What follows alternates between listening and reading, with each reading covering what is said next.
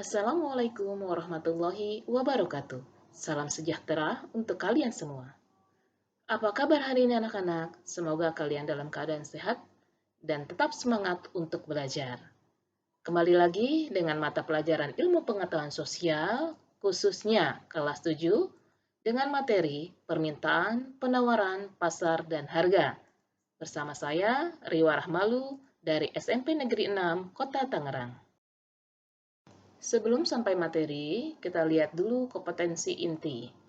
3. Memahami pengetahuan, baik itu faktual, konseptual, dan prosedural, berdasarkan rasa ingin tahunya tentang ilmu pengetahuan, teknologi, seni, budaya, terkait fenomena dan kejadian tampak mata. 4.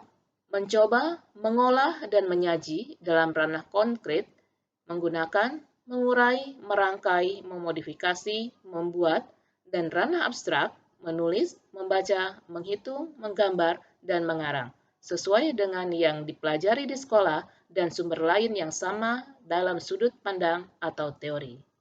Sementara kompetensi dasarnya, 3.3, memahami konsep interaksi antar manusia dengan ruang, sehingga menghasilkan berbagai kegiatan ekonomi, baik itu produksi, distribusi, konsumsi, permintaan dan penawaran, dan interaksi antar ruang untuk kelangsungan kehidupan ekonomi, sosial, dan budaya Indonesia. 4.3 menjelaskan hasil analisis tentang konsep interaksi antar manusia dengan ruang sehingga menghasilkan berbagai kegiatan ekonomi, baik itu produksi, distribusi, konsumsi, permintaan dan penawaran, dan interaksi antar ruang untuk kelangsungan kehidupan ekonomi, sosial, dan budaya Indonesia. Tujuan pembelajaran. Setelah pembelajaran berakhir, diharapkan siswa dapat 1. Menjelaskan pengertian penawaran. 2. Menyebutkan faktor yang mempengaruhi penawaran. 3.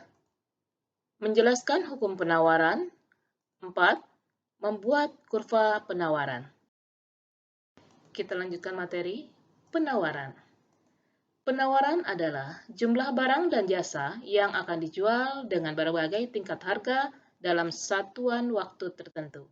Nah, dalam gambar ini adalah ada seorang penjual yang menjual barang dagangannya, yang menawarkan barang dagangannya kepada konsumen. Nah, ini kegiatan dari penawaran. Faktor-faktor yang mempengaruhi penawaran. Yang pertama adalah biaya produksi. Artinya bahwa barang yang akan ditawarkan itu akan disesuaikan dengan biaya produksi yang sudah digunakan. Yang kedua, kemajuan teknologi. Semakin maju teknologi, semakin canggih teknologi, maka produk yang dihasilkan pun semakin bagus. Maka di sini pun penawarannya akan berpengaruh. Yang ketiga, bencana alam. Faktor ini juga berpengaruh terhadap penawaran.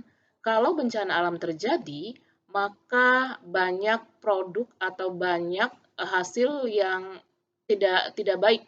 Maka harga pun akan berpengaruh terhadap jumlah yang ditawarkan. Yang keempat, harapan mendapatkan laba. Semua penjualan atau menawarkan atau penjual pasti intinya adalah menginginkan laba yang tinggi. Bunyi hukum penawaran. Semakin tinggi harga suatu barang atau jasa, semakin besar jumlah barang atau jasa yang ditawarkan.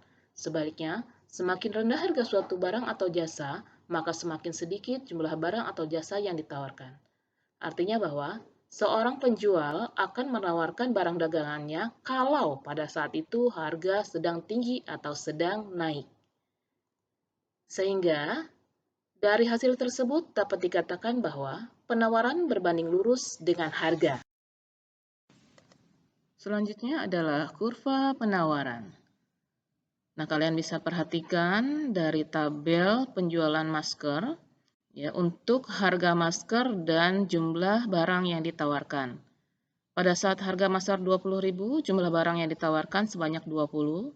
Pada saat harga barang 15.000 yang ditawarkan 15. Pada saat harga barang 10.000 yang ditawarkan 10, dan pada saat harga barang 5.000 itu yang ditawarkan hanya 5. Sehingga kurvanya kalian perhatikan, Untuk arah panah ke atas itu sumbu Y, itu menandakan harga. Panah ke kanan itu sumbu X, menandakan jumlah barang yang diminta. Intervalnya mulai harga 5.000, 10.000, 15.000, dan 20.000.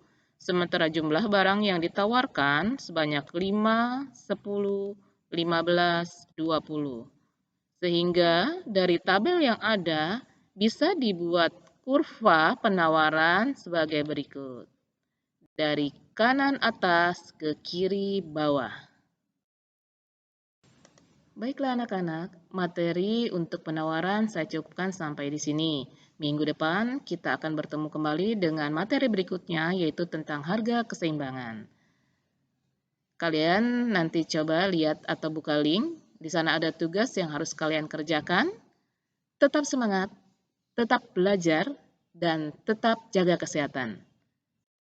Wassalamualaikum warahmatullahi wabarakatuh.